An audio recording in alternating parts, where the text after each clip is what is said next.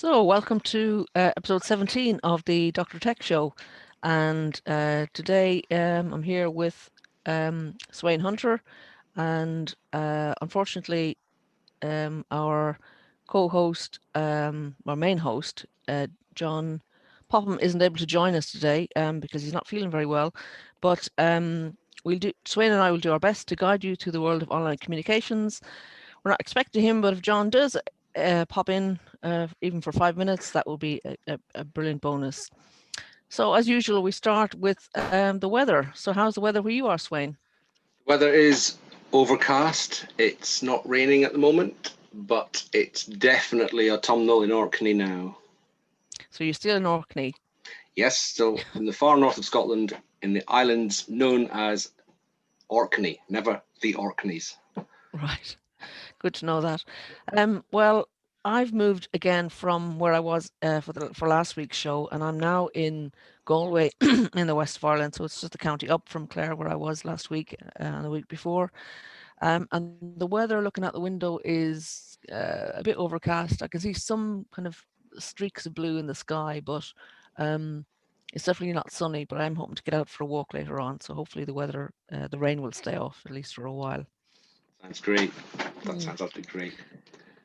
So we were, as usual, looking up to see what kind of memorable days are coming up today or in the near future. And today, actually, 14th September, is World First Aid Day.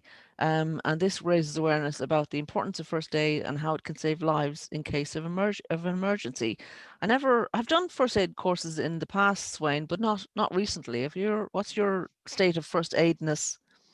Yes, I did a first aid at work course many years ago, probably nearly 30 years ago, when I used to live in Brighton. And the feeling at that point was that those courses had become much more focused on actual immediate first aid while you wait for paramedics to come than they had been previously. And I think that trend has continued, such that unless you expect to be in a situation where professional help doesn't come really quite quickly, the scope of first aid is possibly a bit narrower than it was, although the techniques are probably a lot better. Mm, okay. Of course, here in Orkney, we do have a situation where sometimes an air ambulance is required from as far south as Glasgow, at least an hour's flight away. So we do have some people who've trained themselves up as kind of volunteer first responders. So it's kind of somewhere between a first aider at work and a paramedic. So, and there's some structure about how you call them out, and they have links with GP and other health services. Yeah. So and I believe there's a digital version of that operates across the UK.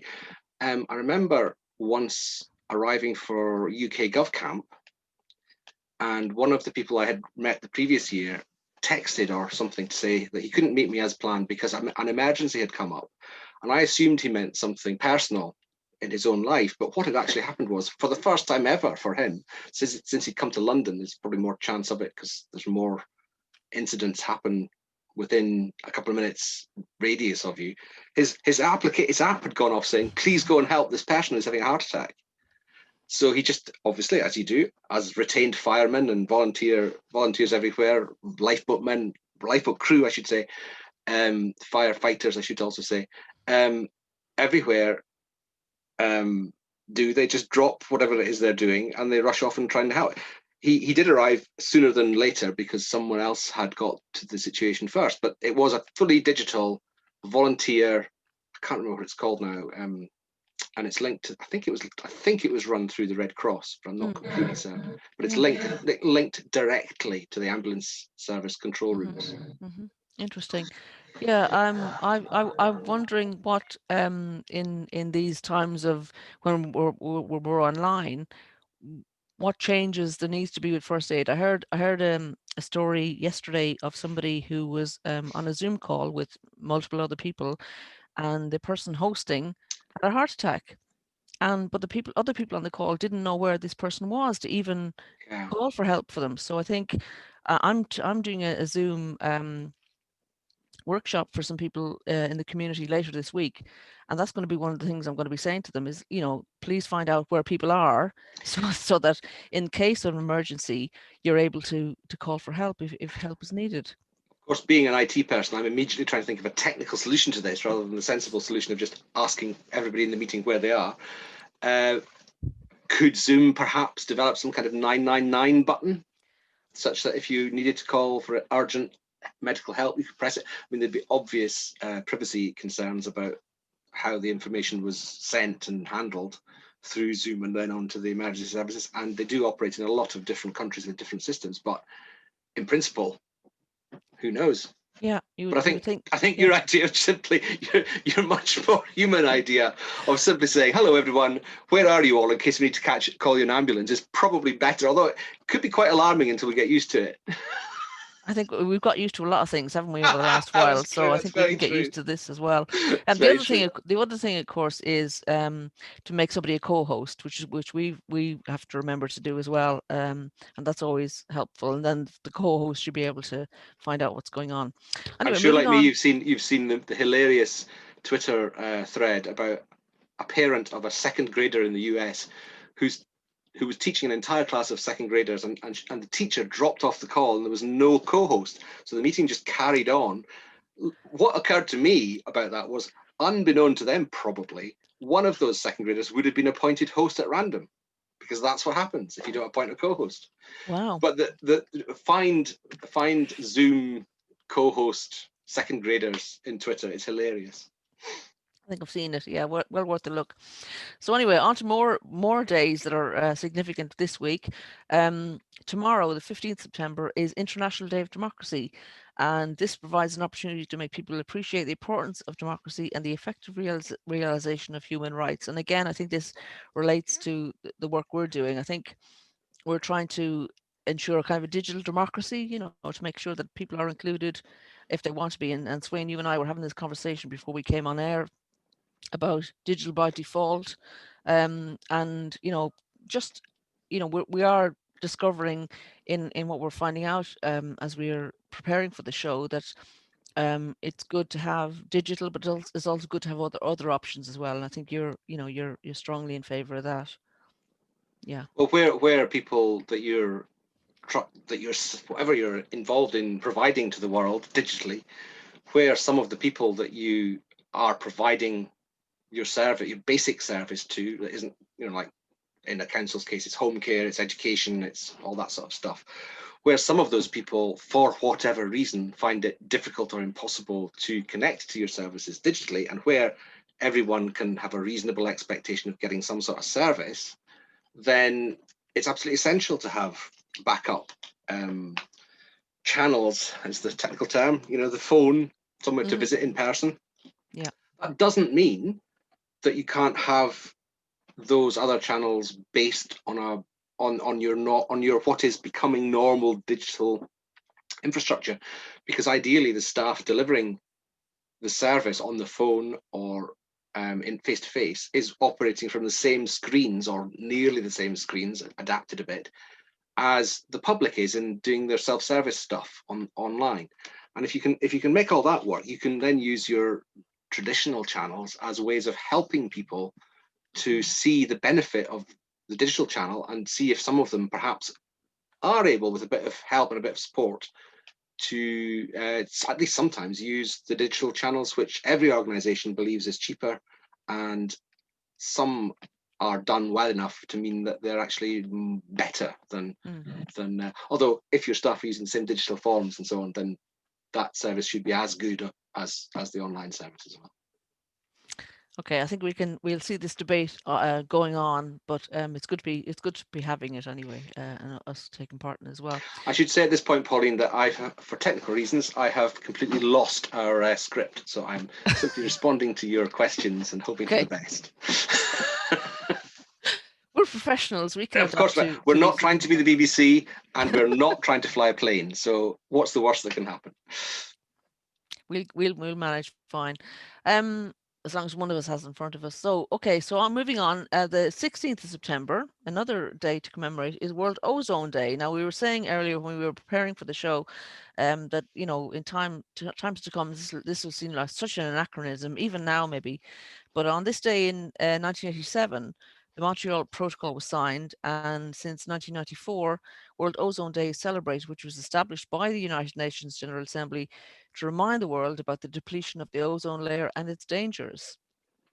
So ozone has been a popular topic. I mean, people obviously are much more aware of climate change now and climate chaos, and so it's good to be aware of it and to know that there is an ozone day that we're still commemorating. I think the ozone reaction in the, what would it have been, 80s and 90s, was it, when the problem was first identified?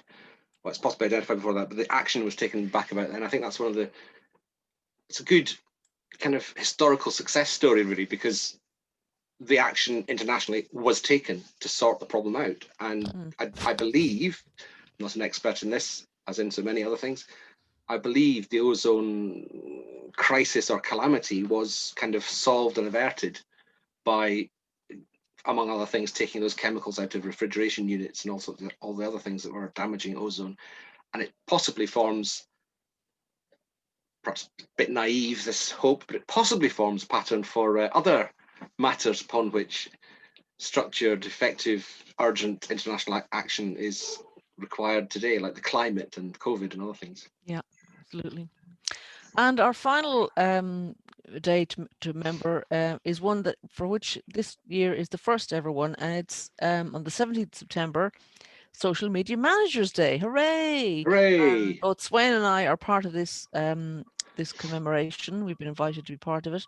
And this day raises awareness of how social media managers of all kinds help brands to thrive. And this was created by Helen Leslie from the team at Commons Creatives. And Helen um, Reynolds? Helen Reynolds, that's right, and Leslie Yes. Reynolds from Commons Creatives. And they want to encourage social media managers to show people what we do and celebrate the creativity and strategy that we bring to the world.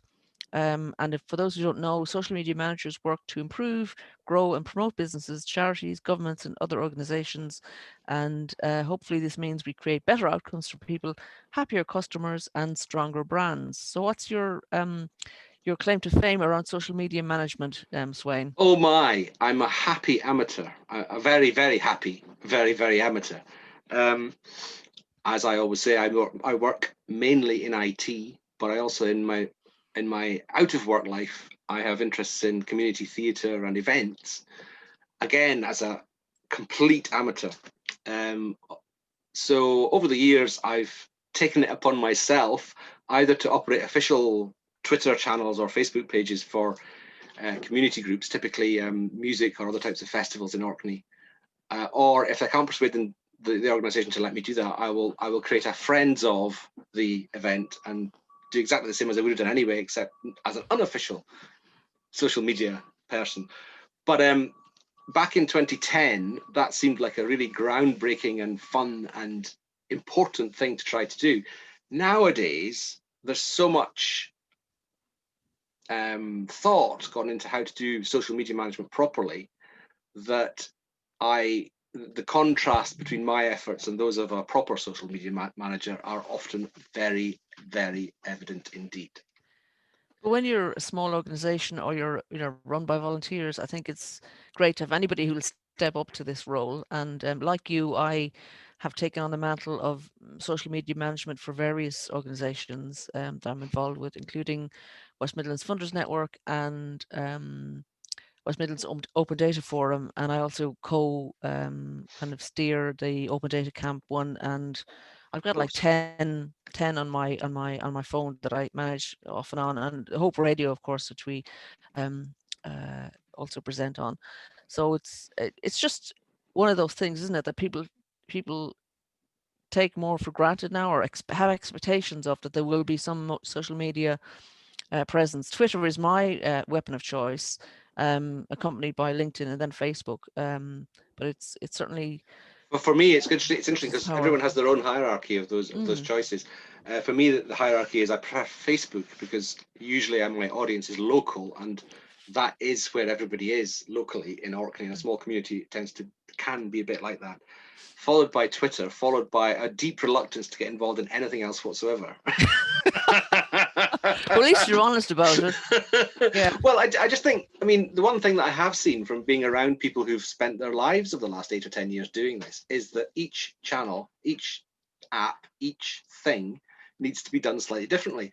And if all I'm doing is cutting and pasting my tweets into Facebook, Instagram, and goodness only knows what, TikTok, does that work? Would the words have to dance? I don't know. It's just not, it's probably not worth the effort, because you're probably not being effective in those other channels that you don't understand. So if you get to if an organization gets to the point where it needs all of those channels all at once, then don't rely on volunteers, get a professional in to do it.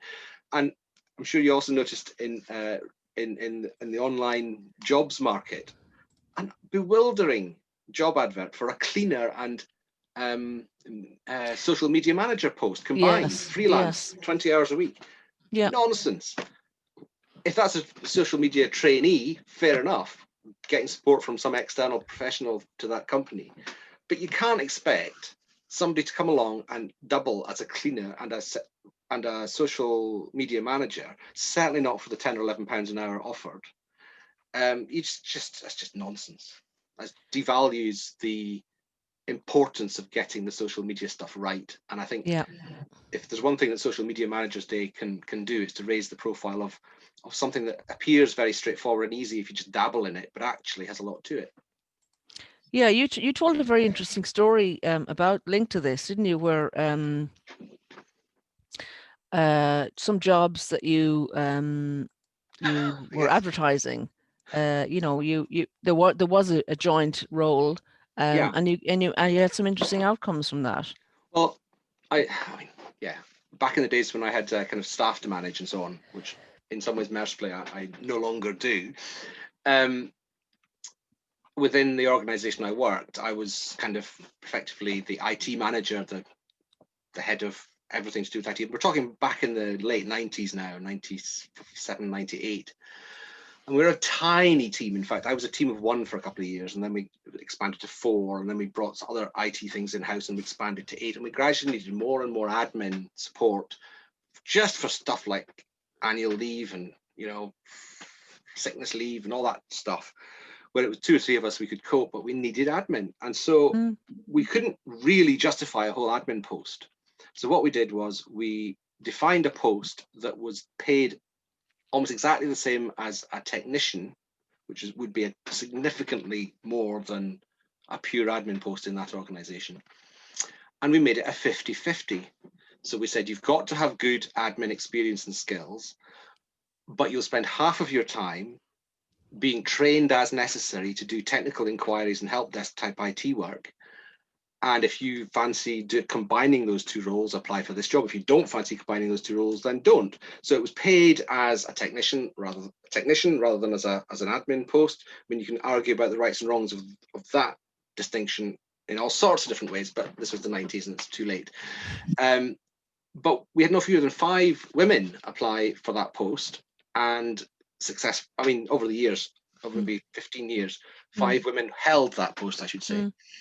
And all of them went on either to be technical staff within IT or to other professional roles like schools business manager or things like that. Some of them, this is a bit I didn't say earlier, some of them had in their distant past careers, because we had all ages as well in the role at certain points, from like about 23 to about probably 50. That's not all ages, but in those days that represented our kind of admin staff. So that the thing is that one woman who held that post for a while had in her teens been a mainframe operator, changing tapes and handing out printout and stuff like that to some engineering company or some company in Edinburgh, I think it was. So she was able to actually be really useful to us, because that has a lot of admin. The way they used to manage mainframes properly was really quite admin intensive, and she was able to kind of let some of that seep into our team and actually inform the way that we held our backup tapes, for example, which until then was perhaps, constantly on the audit as saying could do better, Yeah. Yeah. have you still not got them off site, all that sort of thing.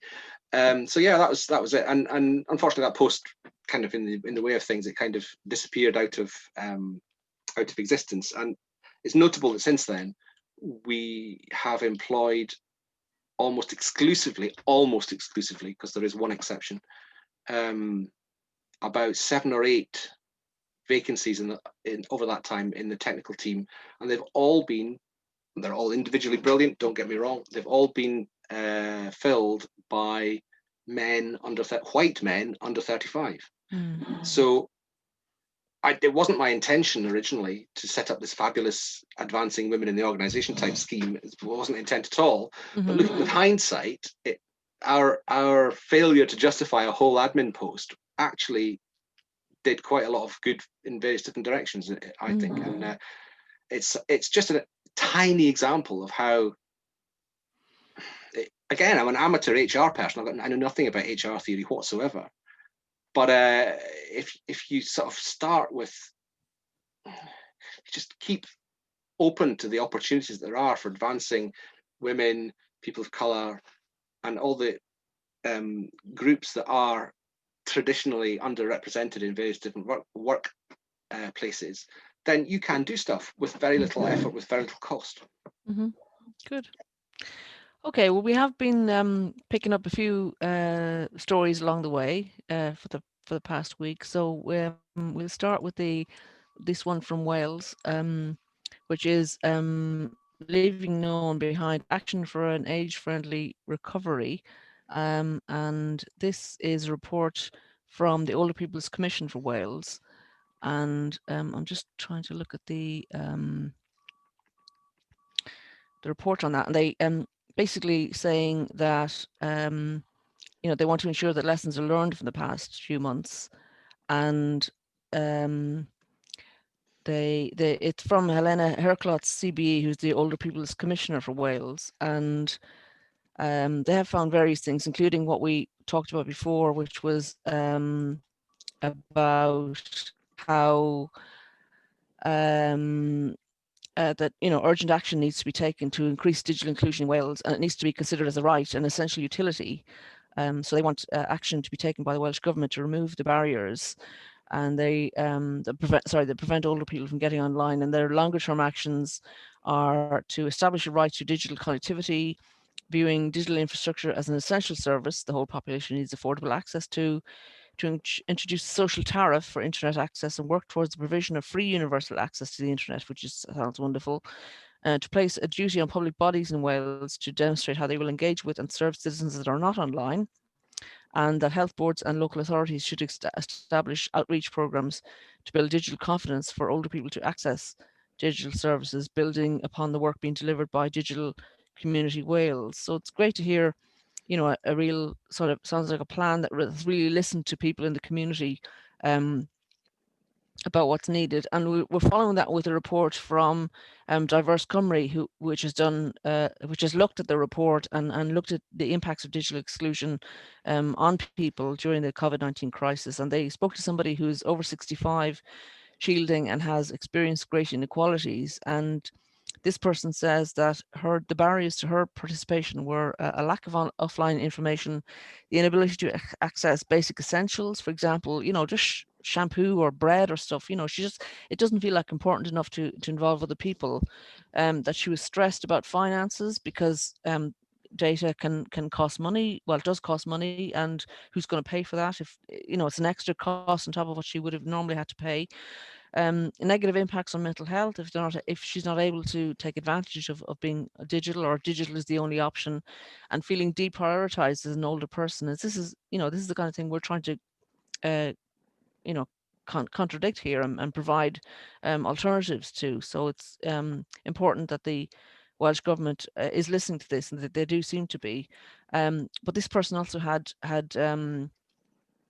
some suggestions for solutions, and she wanted greater knowledge on how to potentially be loaned an iPad, because then how to use it, because it's already very well being given the tech, but if you haven't got help to help you to use it, then it's just a brick in the corner. Um, or have access to discounted products, and how to access cheap Wi-Fi connection. And I've heard stories recently of people kind of still using library Wi-Fi by kind of just hanging around outside the library where the Wi-Fi is still Oh, available. absolutely. That's absolutely been happening. And it's been, in some library services have actually encouraged it, so long as you don't sit within 2 meters outdoors, blah, blah, blah. Yes. No, absolutely. And in fact, it's a thing that we've looked at in the past in Orkney, because our phone signal around the place is so poor in places. And the number of providers, well, not all providers provide the same coverage in the same place around the countryside in Orkney. And particularly for when large cruise ships, remember them? They've gone for a while now. Under many this year. When large cruise ships used to call, we looked into trying to put sort of Wi-Fi access points in car parks, just so that the stress on the coffee shops and restaurants and other places that had free Wi-Fi was just eased a bit. Because the thing that happened was the crew on the cruise ships came ashore in Kirkwall, because it's easy to do that here because the pier's near the centre of town, and that's not always the case. And they were desperate to use video apps to call their family back home, wherever that was, whether it was in the UK or more often actually, abroad, because the Wi-Fi on board costs so much that they can't afford to use it. So we thought, well, it would benefit our residents as well as visitors if we could do this, but it wasn't a thing that was easy years ago when we thought of it to actually implement. And since then, we have had improved 4G signals, so the need for it has kind of slightly dissipated. But absolutely, creative use of outdoor Wi-Fi access is an absolutely brilliant way forward for some applications. Yeah, and then the person goes on to say, in order to address the lack of information she felt she's received on how to live well during the pandemic, she suggested integrated helplines with people who are trained in relevant issues. And I think this is, often what most helplines try and develop as, but she wanted somebody with basic information, such as the rule on public transport and any further updates. And as we know, there's new updates this week in the UK about the size of groups that can get together and so on. And people do feel confused about what the regulations are now. They want to observe the guidelines or the law, if it's the law. So, making that information available to people, especially those who are shielding, was particularly important. And she recognised that there's a major issue of capacity among service providers, but she felt this could be resolved by maybe retraining furloughed workers or unemployed people to carry out the roles within advice service helplines. I mean, obviously there'll be debate about the rights and wrongs of that, but there may be ways of enhancing availability of staff on helplines to address this gap. If there is funding for that sort of thing that can be set, somehow scraped together from all the other priorities of government, as they say, I think that would do a tremendous amount to help us all recover, and the economy as well recover, if people were able to get access who are struggling at the moment. Yeah, and I think if there are standard, like boilerplate answers to certain questions, it's fine. And for it not The to be issue is a the issue is chatbot. that the technology just changes in trivial, stupid, non-important ways so often, and apps come and go over weeks. Things get upgraded, and then all the tips and tricks that you created a few weeks ago now suddenly have to be upgraded or don't work, or there's a new much better way to do something. It's a constant. It's not. I actually don't think it's enough to have standard answers to standard questions Right. for most things, because their lifespan can be like days, and then you have to do them all over again. You might as well have the staff to actually operate with groups of people, or even one-to-one if required, or simply to keep you need the staff if you're going to do it as a kind of asked and answered questions type thing. You Yeah. need the staff to keep them up to date, otherwise they just fade out of relevance, and Yeah. you're back where you started within a year or two. And people like to be able to talk to another person as well. My as well. mother was saying this to me this morning, that it's all very well calling up about a service, but she wants to speak to somebody, not go Yeah. through a series of buttons and dashes and speak What's to a robot in the really end, you know. encouraging about the Wales system, and also in different ways, the Scottish equivalent, I think it's called Connecting Scotland. Mm. What's really impressive is the way it's been comprehensively thought through and connected to other services, and given a chance to not just be, here's some equipment, use it, and then we've run away and we can never find you again, which is typically over the last 10 years what digital inclusion projects have been. It's an absolute scandal that so many projects have received such huge funding to such little ongoing and persistent effect, because they have been run incompetently by people who think that it's great to have a flashy website and be talking to government ministers all the time, but fail utterly in the human provision of services to the people that they're meant to be trying to support. Mm. It's a complete scandal the way that the money's been sprayed around to organizations like that, while those, and I don't include myself because I don't work in this area particularly, except for an hour every Monday at 12 noon on the Dr. Tech Show, and repeated on Hope Radio in Birmingham the following Tuesday, is it? Mm-hmm. Yes. Oh, I have to write that down and get it right more often. Apart from this, I don't work in this area at all, but just looking at it from outside, most digital inclusion schemes over the last, until these recent ones in Wales and Scotland, and no doubt there's others in England as well, and Wales and Ireland, everywhere, but it's really good to see them actually trying to embed themselves into other organizations so that they can continue, like the digital champions idea that the Scottish scheme has, so that an organization can get involved in the scheme. There's no money in it for them, but they can get training for their staff as to how to help people with digital problems. So whether they're community groups or charities or theatre clubs or, disability forums or whatever it is, they get the training, they get the approach, and they can then embed that into their own operations in ways that will persist after the actual project maybe isn't running anymore. Sure. So a few more things that this person was commenting on the Wales situation, highlighting the mental health aspects of digital exclusion. So she felt there needs to be greater provision of mental health service and professionals trained to meet the needs of older people, and other tailored support to ensure providers understood the needs of older people. So some great recommendations there. And as we have talked about on the show previously, responding to user need is key to making these things effective. You know, if you're developing something and not listening to your users, then you're not going to get very far. We also had some information about the Connecting Scotland program. Not loads, but we hopefully will talk about it again more in the future. But they're planning to bring in Scotland. They're planning to bring 50,000 vulnerable low-income people online with our Connecting Scotland program. I think you have heard a bit more about that, Swain, but maybe not speak much of today. Yes, yes. A local organisation in Orkney, and I would share the screen, but I, for technical reasons, can't, has had its allocation from Connecting Scotland. It's the Orkney Disability Forum, which runs a kind of on-demand minibus transport system for disabled and other isolated people.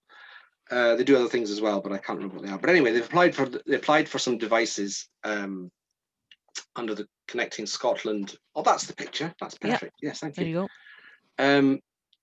So they got allocated 4 iPads, and so it was then up to them to identify users of their service or members or whatever it was to be allocated these. But also crucially, they had one of their members of staff trained up to be what is called within the scheme a digital champion, which just means that the guy who is the digital champion can help this guy and the other people, the other 3 who have the devices, actually get going with them and use them for things that they want to use them for.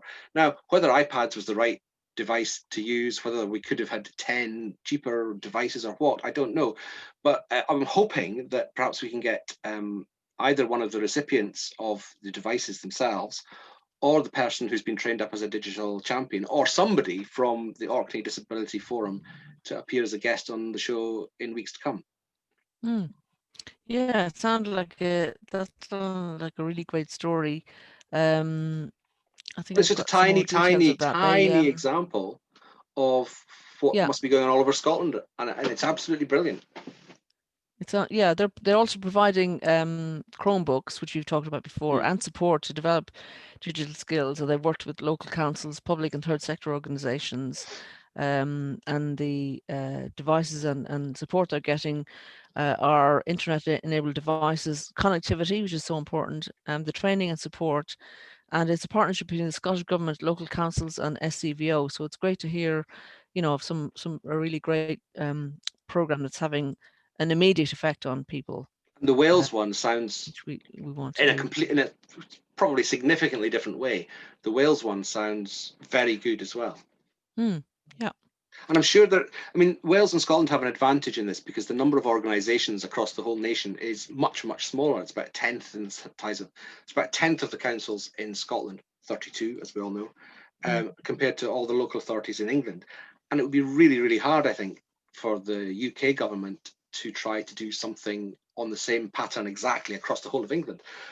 But a good comparator for Scotland is London and its boroughs. So they have some um, joint projects that they do in this sort of area and in other areas as well to do with technology.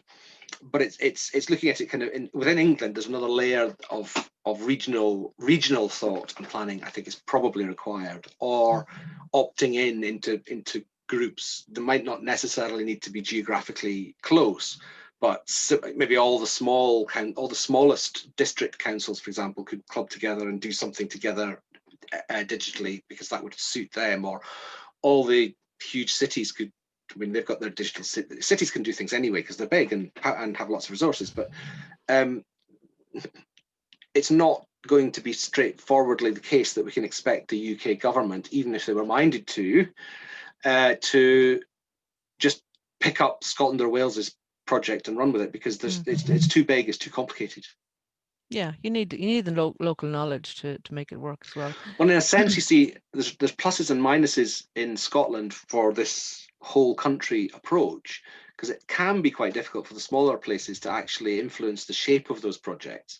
But at least they're manageable, and at least you can find and get time with the person who's running them, even Mm. if you are the smallest local authority in Scotland, like what Orkney is. Hmm. So moving on, we've got another story about annoying website features, and we can share the screen looking at this one. This was annoying website features faced as a blind person every single day. So this was written by someone called Holly Tuke, and I thought it was useful to just to remind people that having a website is not enough. They need to be thought about, and how they'll work for people who aren't standard readers, if you like, or people who have extra needs, or different needs to some of the rest of us. So this is explaining how screen readers work, and they read aloud everything that's on the screen. So obviously on the screen, these are the issues that are faced by somebody who's blind. And the first thing is unlabeled links and buttons. We've all come across a website that has flashy links and buttons and stuff, but if they're not clearly explained or labeled, then a screen reader can't find the information that's needed and to navigate the website easily. So that gets very frustrating. So they suggest that when not to use the term, which is very common, click here, but find out more about who we are, as an example of one button that could be labeled better. The next one is image descriptions, and this is one I try to use when I'm tweeting. If I've tweeted a picture in a tweet, I try to provide the description of it so that a screen reader can read out what's in the description. Um, and again, screen readers read image descriptions out loud, so they have to give more context than just image or graphic. They should say, describe what's in the picture. And often like things like white man holding a bucket or something. It should say what it is in the picture, and then we can all the added benefit of all text is that we can start to notice who gets in pictures and who doesn't, what pictures are used. I find more often that I'm using pictures of white people and people of color, people of from BAME communities, and I think it's good to notice that and consciously try and be more diverse in our use of images. So the next one is poor use of headings, and this there's a picture on screen of the different levels of headings from 1 down to 5, which is the smallest. And if websites don't use headings, screen readers can't describe to somebody who needs the description read out where the information is that the person wants to find. Next one is Inaccessible Web Forms, and this is for contact forms, for example, on a website where people are, if they're not labeled or not labeled correctly, again, people who use screen readers can't use them. Search boxes, for example, if they're not labeled, then the person can't even find it on the screen. So it's important that they be labeled. The next one on the list is auto playing audio and video, and Oh, surely we can all approve of not doing that. I mean, absolutely, you it really seems don't have to have any problems with sight at all, and to find that extremely annoying. Yeah, and worse is if you can't find the pause or stop buttons. So it's it's very frustrating. I think, yeah, as Swain says, for all of us, not just people with sight impairment. And as so often, reasonable adjustments for disabled people or people with disabilities, they benefit us all in the end. And that's just a terribly minor example of one way that they do. Yeah. So I think that was a useful one to kind of remind people. It says, the article does say website features, but I think we can use it for other platforms as well, and try to remember to be inclusive, because as Wayne says, it benefits all of us. Well, I've been involved over the past week with the Orkney International Science Festival, which this year was entirely presented online over 7 days, with various other associated events taking us to a fortnight. And we must have over 50 hours of recorded live events that we're intending to keep forever on our website and use for various purposes, educational and other. But what we need to be doing now, and it doesn't show us in a very good light that we're only just thinking of it now and didn't have any plan for it at all, is to try to work out how to make all these videos as accessible as possible. Obviously it'll be a bit of effort, but we need to be thinking of audio description or captions or both, and it'll be interesting to see if we can actually get some of that done over the next few days. Well, we should really do something in the next few days, but more realistically weeks and months, so that the events, which we were already providing sort of as an access issue, because nobody's allowed to travel to Orkney. So what's the next best thing? Well, an online event.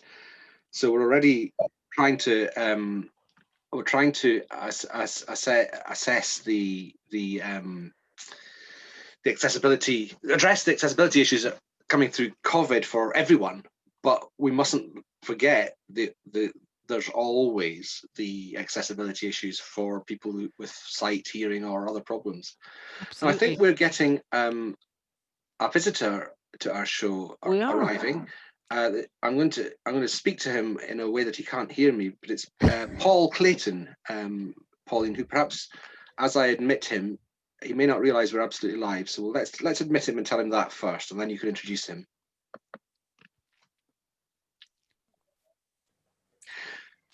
Good afternoon, Paul. You're live on the Dr. Tech Show through YouTube. Hi there. Welcome and thanks for joining us. Thanks for the invitation. Feel free to switch on your camera and we can see you and we can hear you now. We are literally broadcasting the program as we speak, so it's only fair to warn you of that.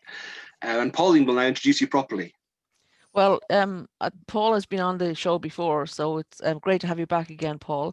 And Paul, like us, is aiming and has worked for many years to build digital inclusion for people. And so I'm sure he, as he told us the last time he was on, he's busier than ever, helping people to get online and to use devices and equipment and tools that are so important in these times. So Paul, we really are delighted that you're able to join us today for the last 15 minutes of the show, and we'd be interested to hear what's been happening for you over the last few weeks. Okay, yeah, apologies for being so late. I've sort of had to have a little bit of a lunch after having a morning training session. I've got a client to visit this afternoon, so it's one thing after the other. Yeah, plenty going on. I've been trying to pull a hybrid Zoom room together. A Zoom room in a general sense is on their website as a very corporate thing with cameras and speakers, very much a conference room.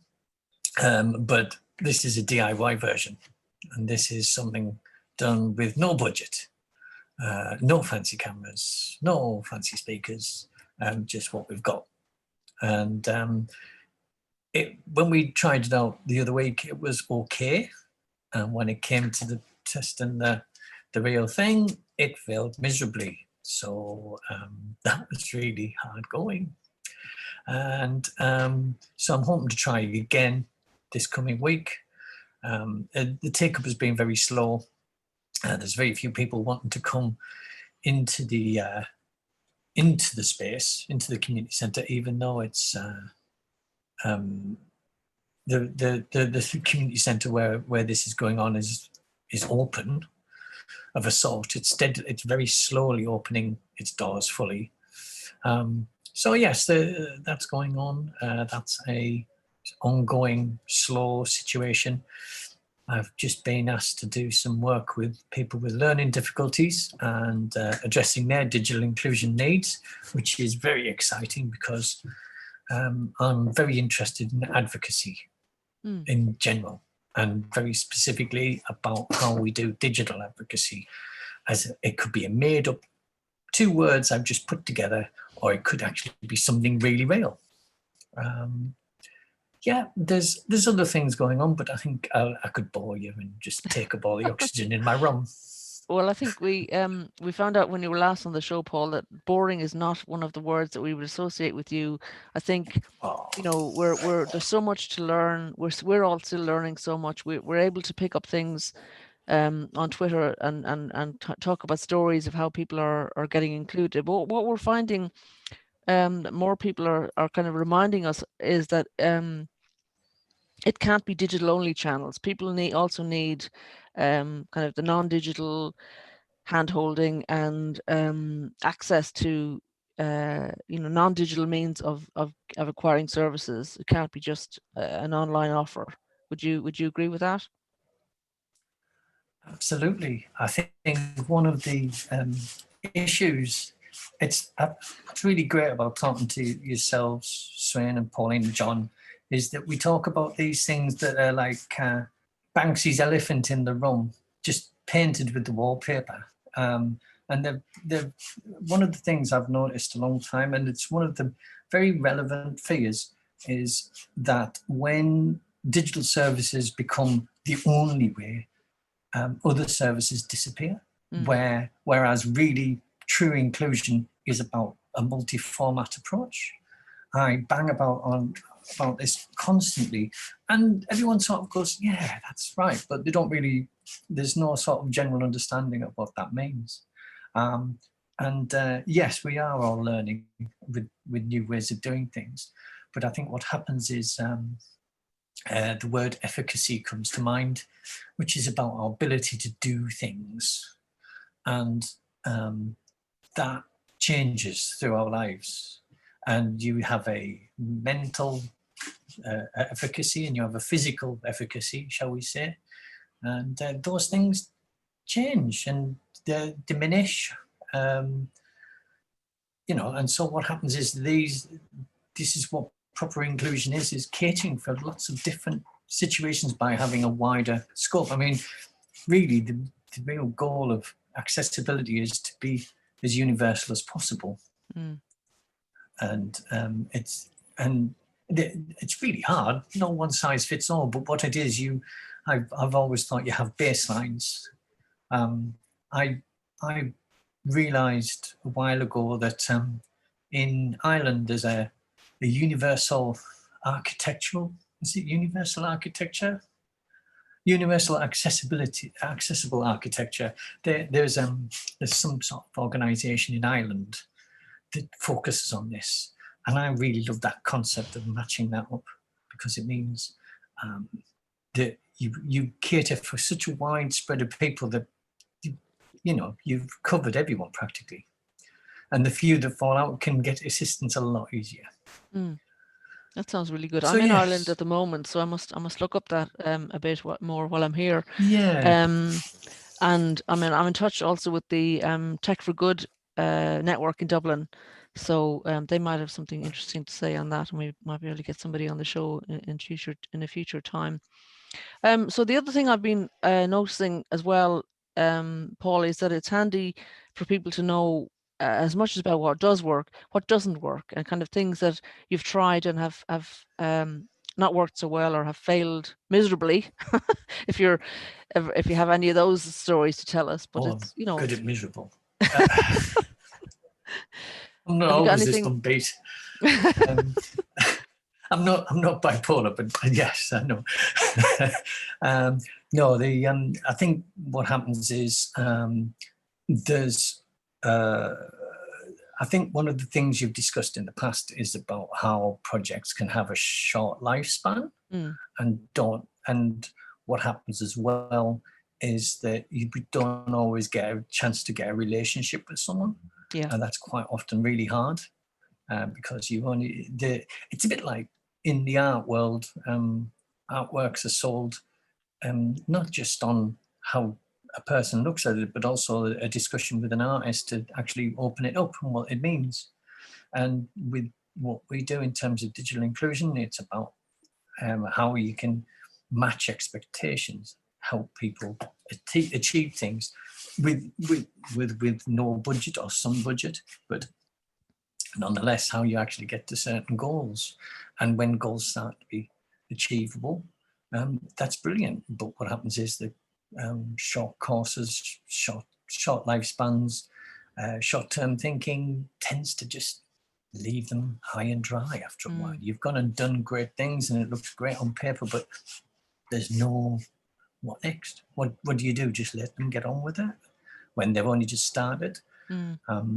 Historically, I used to work for a charity called You Can Do IT, which delivered in people's homes inclusion training for people with disabilities. And this was quite a wide remit. And it was 10 weeks. And that's quite a good length of time because some people really needed that. And what I tended to find, if people were motivated and they were on the case, then 5 weeks in, they would have a sense of what's going on and they've gotten over that fear. But what's happened is they don't have the skills. They just have a lack of fear. So what happens is that's very tentative time. That's the time when things can go very wrong. And then you need to be supportive at that point and say, it's fine. You've got confidence now. You can play. It's just that what we have to do is just be a little bit careful about what we're doing. Yeah. Because you're exploring now. I remember you saying on the last show that you encourage people to have a notebook and make notes as they were going along, because it's all very well having the screen, but if you have a notebook, you tend to retain things. I think learners have found this more as well, that when you write something down, make diagrams. You've also said for how things should be, then people start to build their confidence that they can go back to the notebook at least and check out how things should look. It's true. I really do encourage that sort of creative angle. The problems start, there's some things, there are problems with trying to encourage some people with notebooks, is such as people with dyslexia or other reading issues. I definitely encourage drawing then, but sometimes you need to adapt. Say for people with low vision, you may need to have big pads, big pens. Then there's also issues with how people with real minimal problems using a notebook. So it's how you actually store information for them to retain or use again. Yeah, yeah, we had a it's, story. We had a story earlier on today about web accessible websites for people with low or impaired vision, and we refer to some of the alt text and general things. So it's good to hear that reinforced again. So Swain has come back on the screen now. Swain, have you you're monitoring our time? I am. We've got Yeah. about 3 minutes left. No, sorry, 6 minutes left now. So Okay. okay. we're doing fine. And Good. it's very good to see you, Paul. And also, you've Oh, well, thank you. bought me some time to solve a few technical issues that I was having at the beginning of the show. Thank you. I'm sorry. Thank you very much for that. And that was a fascinating interview, actually. I think we need to do more of those one-to-one type interviews as the weeks go by. I think that worked really well. So thank you both. But as I say, we've got about 4.5 minutes left. Well, say 4 minutes of the show left. So what's been the most, or what are you looking forward to now, Paul? What are your plans for the next, say, 3 to 6 months? Because it doesn't look like this is going to be changing an awful lot in that time. No. Well, as I said, I'll be doing more work with people in terms of advocacy and inclusion with the learning difficulties.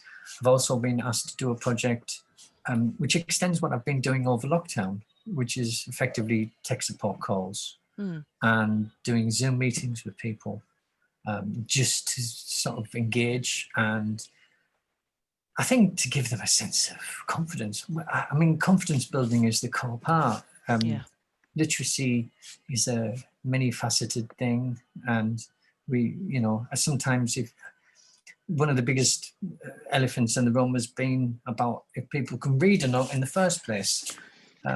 So that's an interesting one, Paul. I remember having a conversation.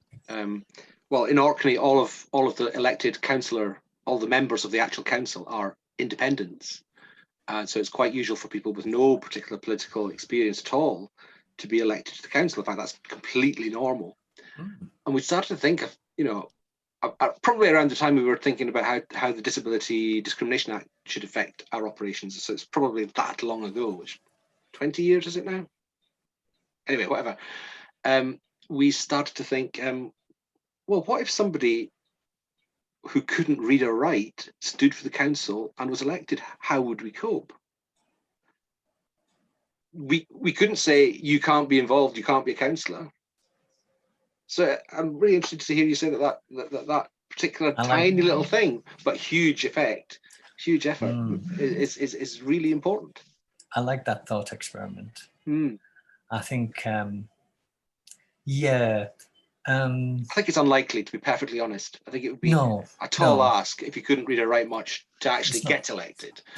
But it's not entirely out of the question. I mean, it'd be the reasons why that were the case, and then support would be required. And that would be an interesting case in trying to support democracy. Maybe we can write a short story or a play or something on that. It sounds like it. Yeah. Are there any of the national program? Have you seen the reboot program, Paul? It's Nominet and Third Sector Labs together have they developed a website. It's rebootproject.uk or .org, I think it is. We're hoping to have Ross and Chris, Ross from Third Sector Lab and Chris Ashworth from Nominet Trust on in a couple of weeks' time to talk about this. But they're basically trying to address the fact that there are, millions of devices, unused devices out there in the country, and help local organizations and councils set up programs to bring these devices back into play. So they're currently, I think the active areas are Greater London, Yorkshire and Humber and the Southwest. But I'm working obviously on a Midlands version. They have a Facebook page, Reboot Project, I think it's called. So it's worth having a look at that. So what do you think about? Yeah, this is about inclusion. I'm just a little bit fuzzy about what's its focus. Yeah, bringing devices back into use for people who are digitally excluded. Oh, I see. Yeah. So you're talking about things that are a little bit older as well, right? Yeah, definitely. Yeah. Okay. I think that's a really interesting issue, but I think time has caught up with us, and we probably need to bring our deliberations to a close. So, Pauline, I'll leave you to introduce us out, if that makes any sense. Well, thanks very much, Paul, for joining us and fitting us into your very busy day. We really appreciate it. And again, we hope to have you on again in the future, perhaps to give you more warning this time, next time. And thanks for joining us, and for and everyone else who's listening, and to our listeners in Birmingham for Hope Radio. We hope you enjoyed the show, and we'll see you again on the next one.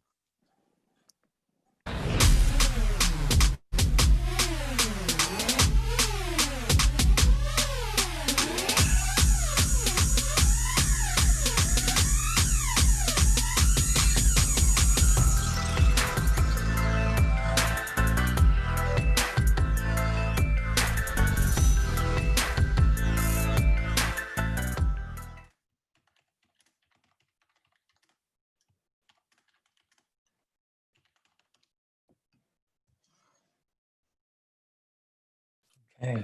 We are still live because I can't find the screen to switch the stream off. Oh no, I know how to. do it. Apologies, everyone. This is our first That's ever fine. official outtake.